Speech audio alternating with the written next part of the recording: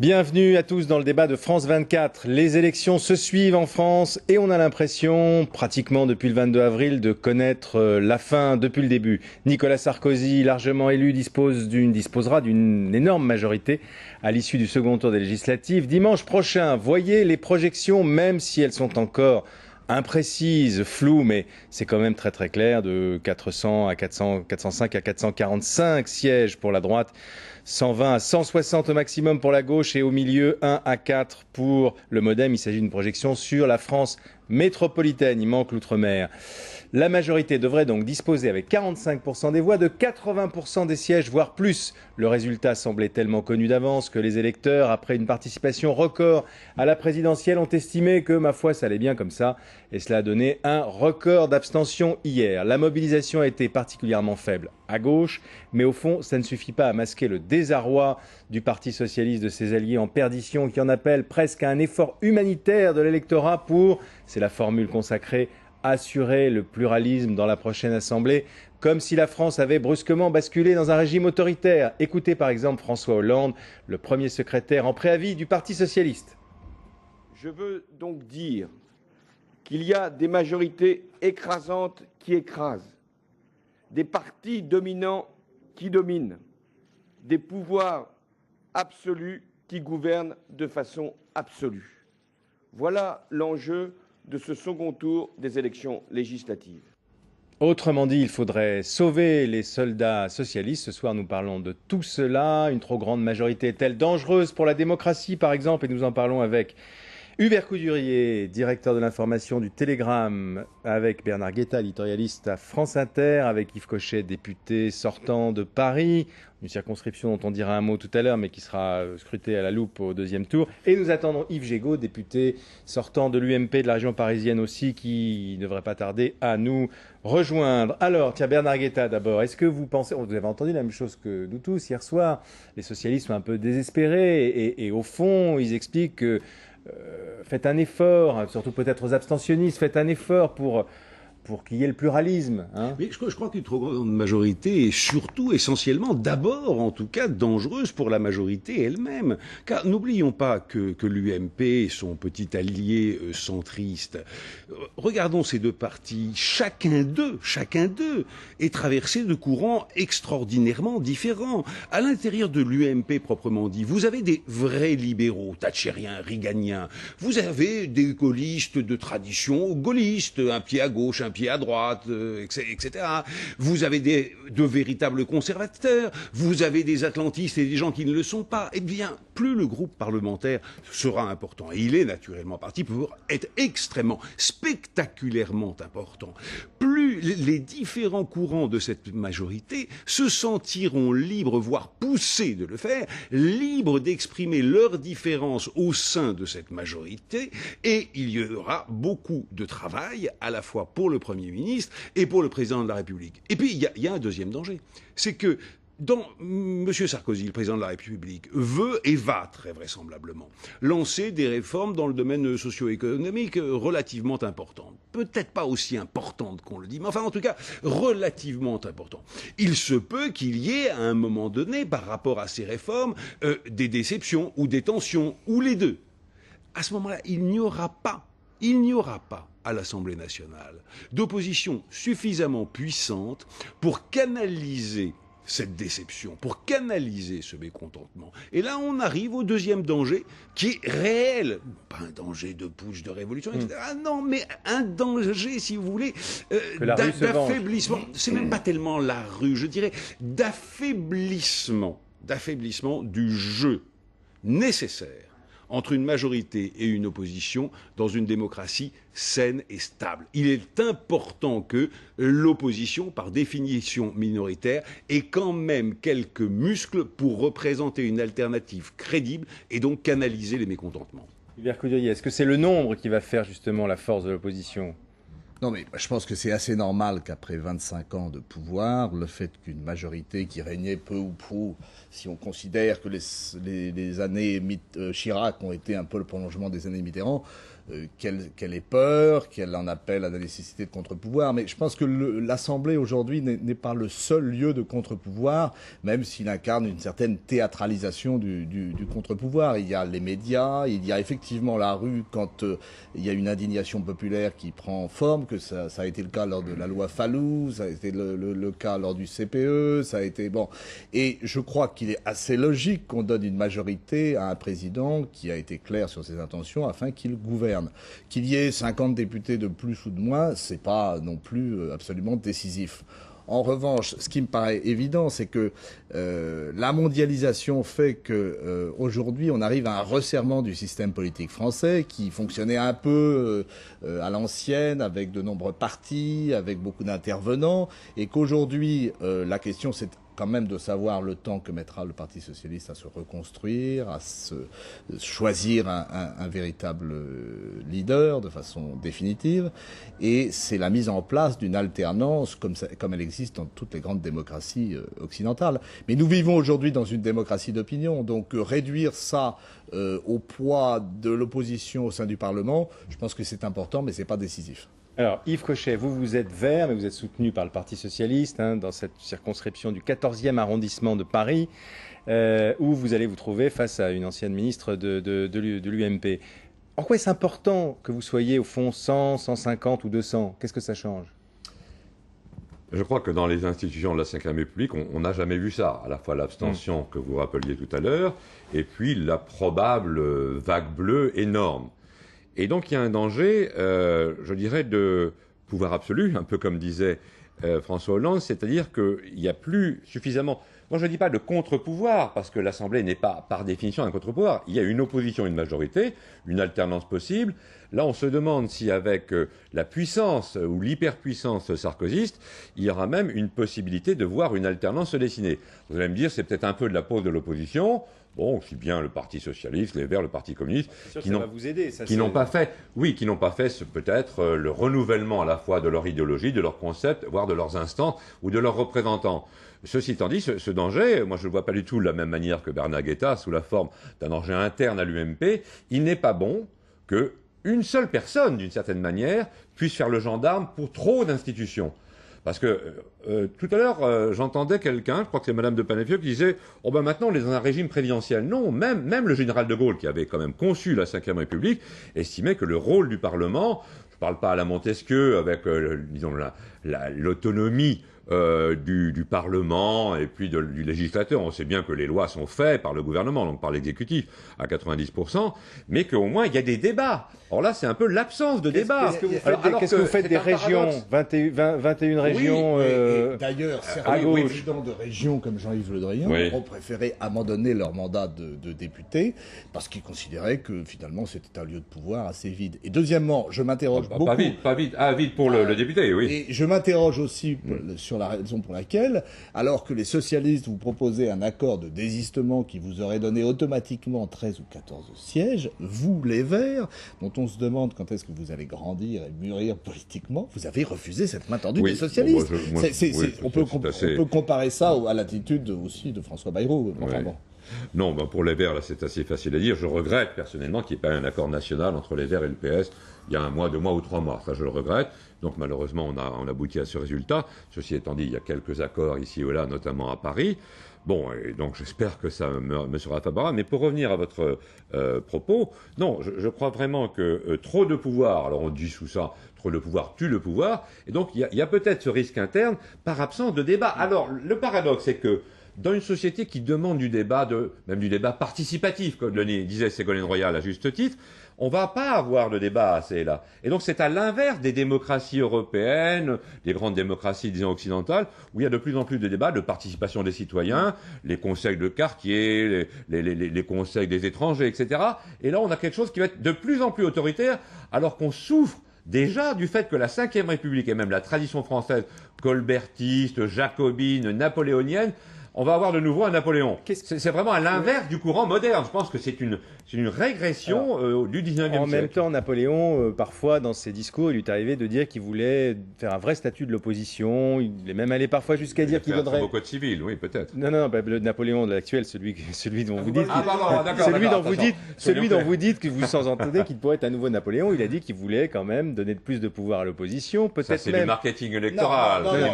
Quand on propose la présidence de la commission des finances à l'opposition, c'est pas du voilà. Oui, mais c'est pas encore fait. Monsieur Miennery n'est pas d'accord. Est-ce qu'il vaudrait mieux pas être 60 mais avoir la présidence de la commission des finances, par exemple, que 180 mais sans aucun pouvoir comme aujourd'hui? Le président de la commission des finances n'a pas de pouvoir. Enfin, non.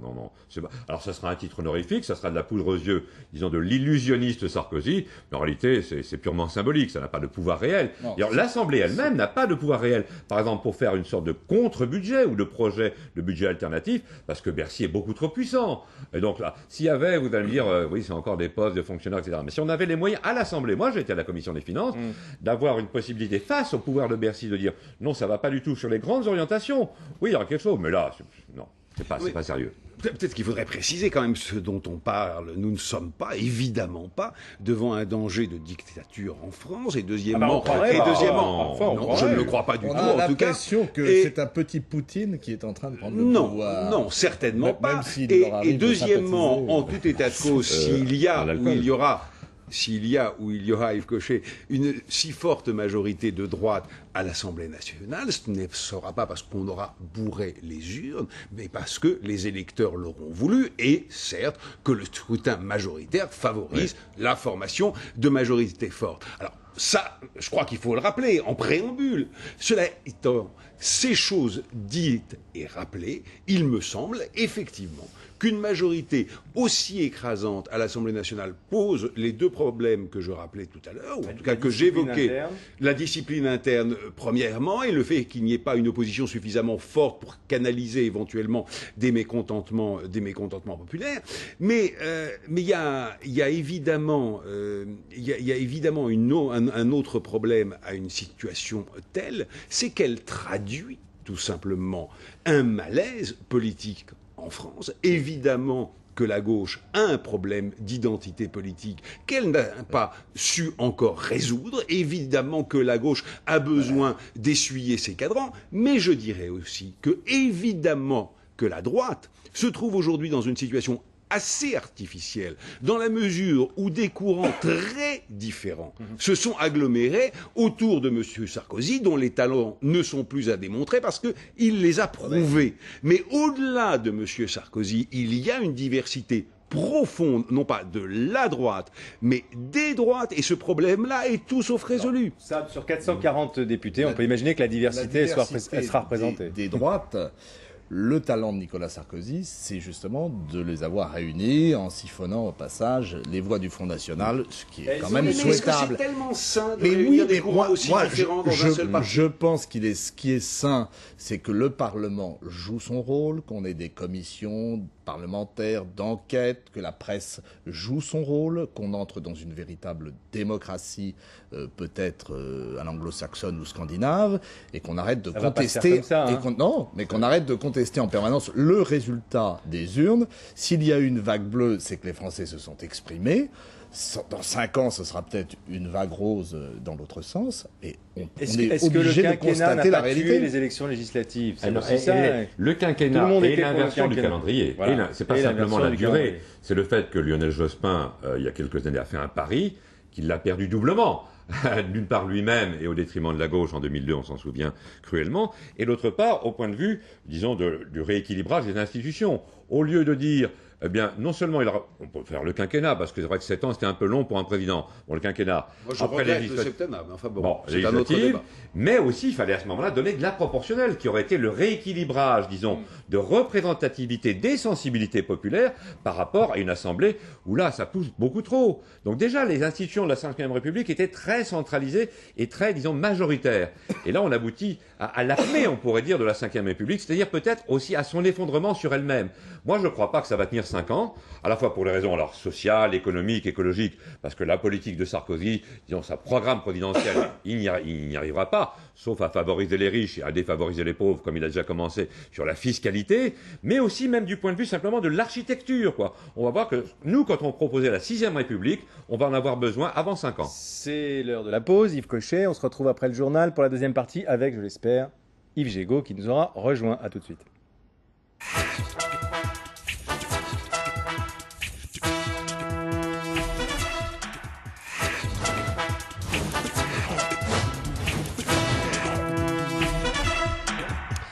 La victoire de la majorité de Nicolas Sarkozy risque-t-elle d'être trop importante? C'est le débat de France 24 ce soir avec, je vous le rappelle, Hubert Coudurier, directeur de l'information et du Télégramme, Bernard Guetta, éditorialiste à France Inter, Yves Cochet, député sortant des Verts de Paris, un homme heureux. Yves Cochet, on l'a vu dans le journal un peu parce qu'il a eu droit à la première visite de Ségolène Royal juste après le premier tour.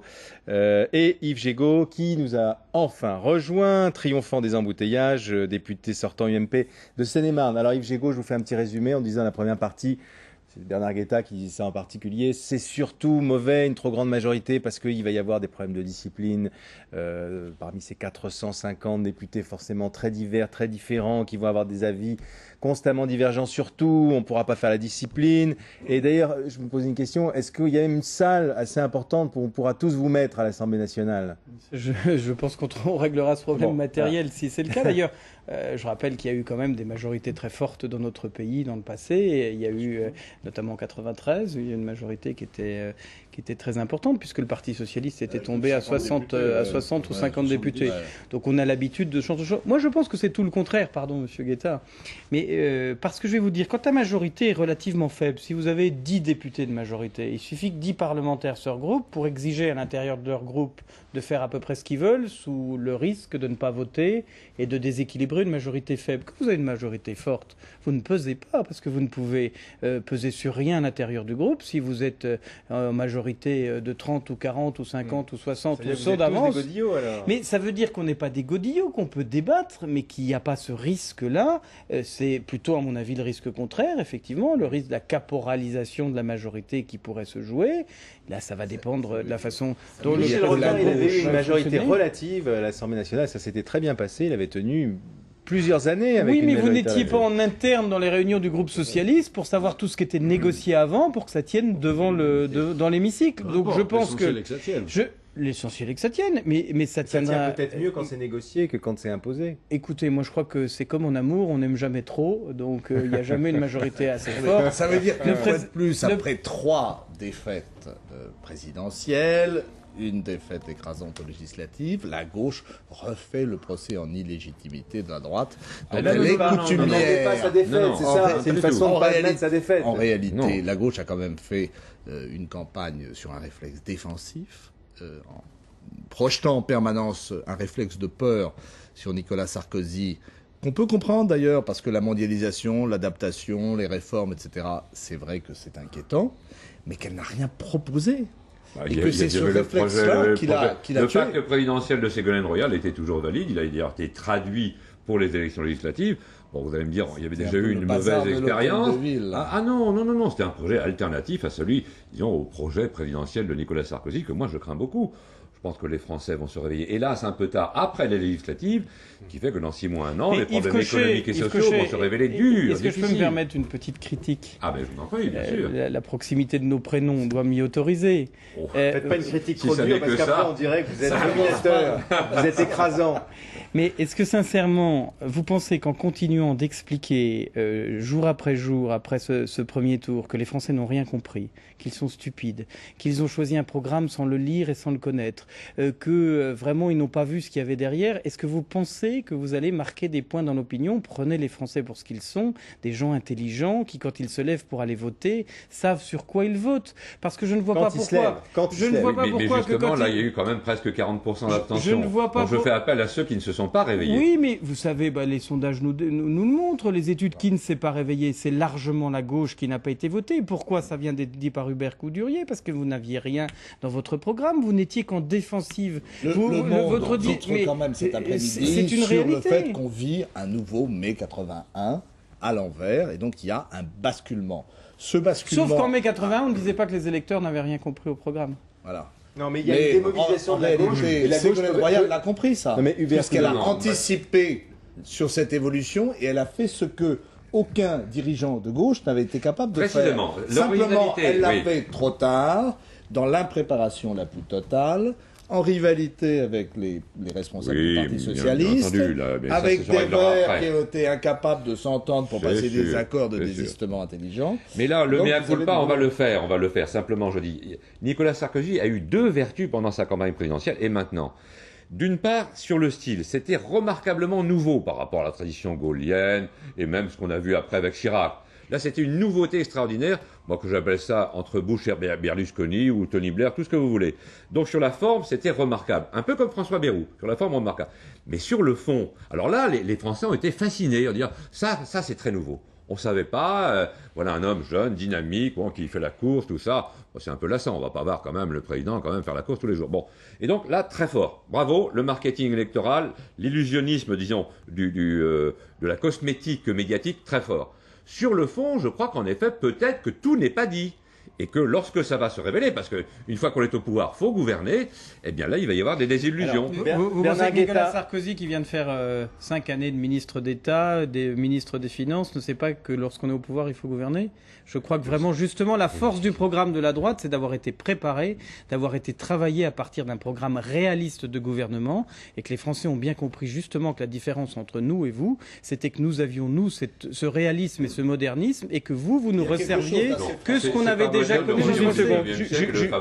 Juste une seconde sur la question de la mobilisation des abstentionnistes qui étaient, tout le monde est d'accord, plutôt à gauche, c'est plutôt la gauche qui s'est moins mobilisée. Est-ce que vous pensez, par exemple, Bernard Guetta, que cet appel, cette dramatisation, on a entendu François Hollande tout à l'heure, disant il y a un danger de berlusconisation, un danger pour la démocratie, ça peut réveiller les lecteurs de gauche au plein milieu du mois de juin? Il peut y avoir un petit mouvement, oui, ça je ne l'exclus pas du tout, mais je ne crois pas du tout à un mouvement massif, parce que je crois que l'abstention du premier tour avait des causes profondes, que les électeurs de gauche sont largement désemparés, au moins autant que le sont les partis de gauche, et qu'il y a à gauche une sorte de résignation. L'électeur de gauche, comme les autres d'ailleurs, ne sait pas, au fond, n'a pas compris que le système français, à partir du moment où un président de la République est élu avec une telle majorité, malheureusement, l'Assemblée, ça ne sert pas à grand-chose. Faites attention à une chose, c'est que là, on vient d'entrer avec, le quinquennat, et 2, les législatives qui suivent la présidentielle, dans un système institutionnel qui est assez largement différent de celui que nous connaissions jusqu'à présent. Je ne dis pas que nous soyons passés à une autre république, non, ça n'est pas le cas, mais il y a une évolution institutionnelle qui est quand même très marquée et qui n'a pas forcément été intégrée aujourd'hui par l'électorat. Ça, c'est possible. Moi, je voudrais dire deux choses. D'abord, c'est que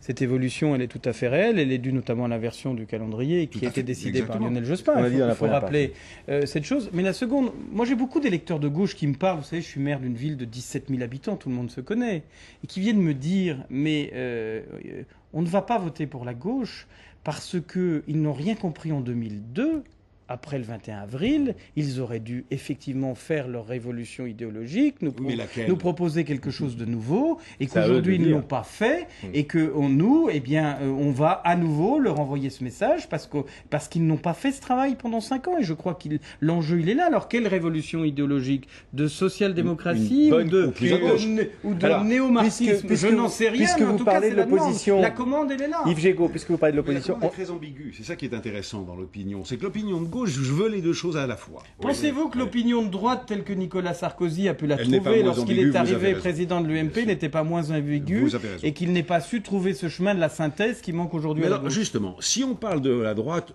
plutôt que la gauche, parce qu'après tout c'est la droite qui a gagné et la gauche qui a perdu, alors si on parle de la droite, moi il y a une chose qui me frappe, c'est qu'avec une majorité présidentielle très belle, 53 et quelques %, une majorité parlementaire qui va être, en tout état de cause, écrasante, je trouve que ce Nicolas Sarkozy qui se réclame d'une droite décomplexée reste plutôt complexé.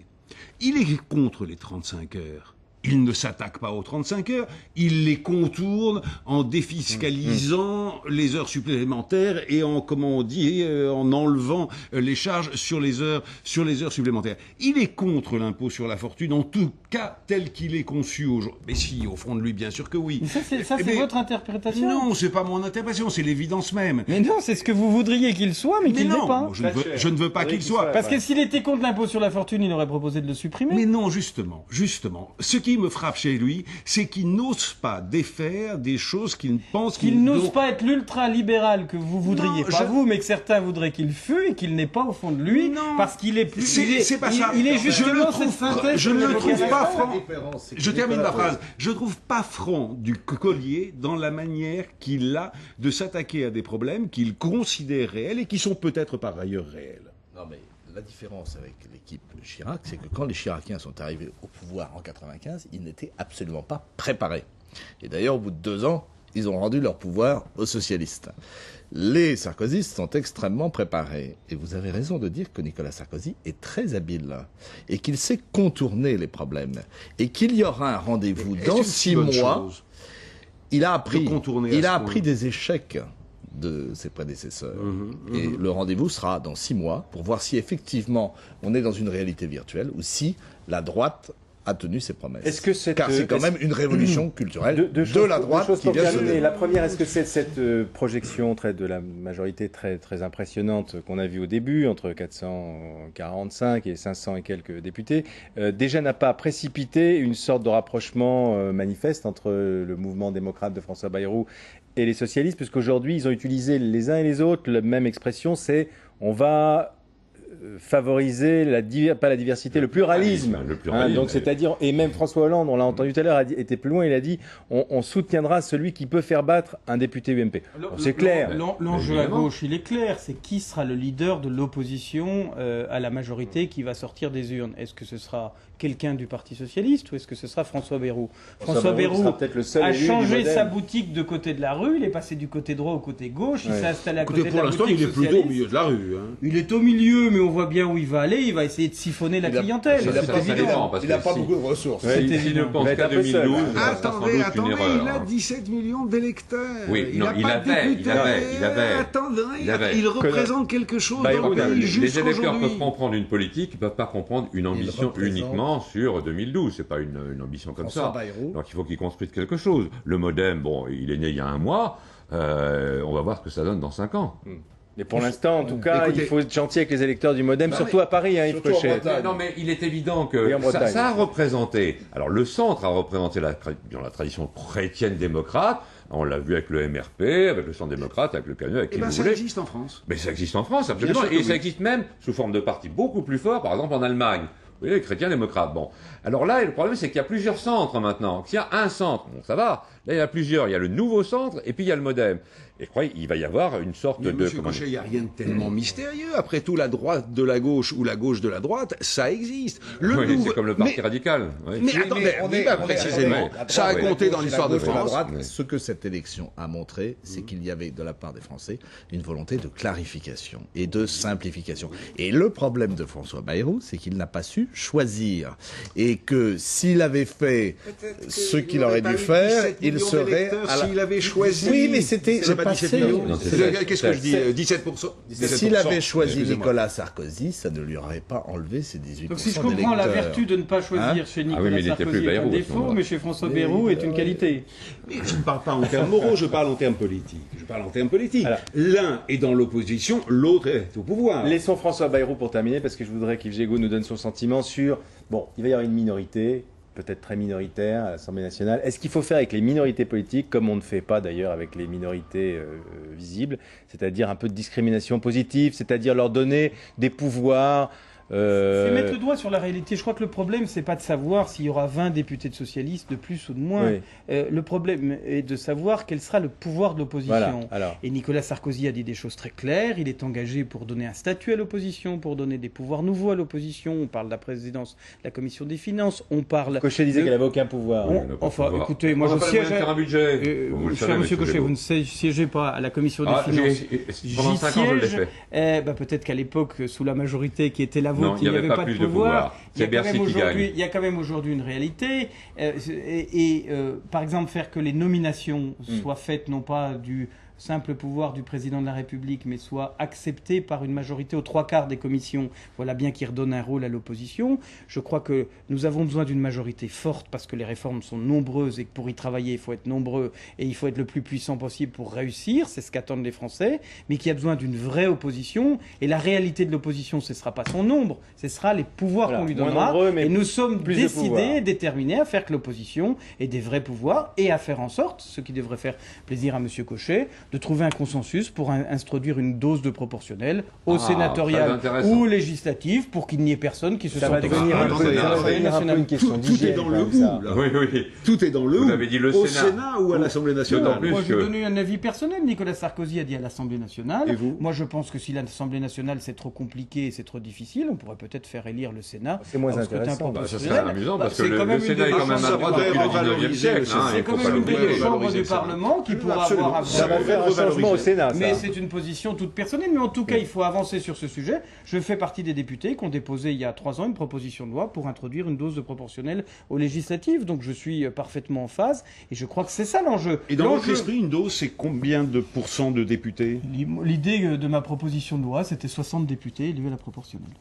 À peine 10%. Non, mais les discussions peuvent être longues et infinies sur ce sujet. En tout cas, ouvrons ce débat, discutons-en, que personne ne se sente exclu, qu'on garde un pouvoir majoritaire et que l'opposition ne se sente pas laminée, parce que la majorité, elle n'est pas écrasante, elle doit être puissante. Merci. Parce que nos problèmes nécessitent de la puissance. Merci, ce sera tout pour ce soir. C'était le débat de France 24. Bonsoir, à demain.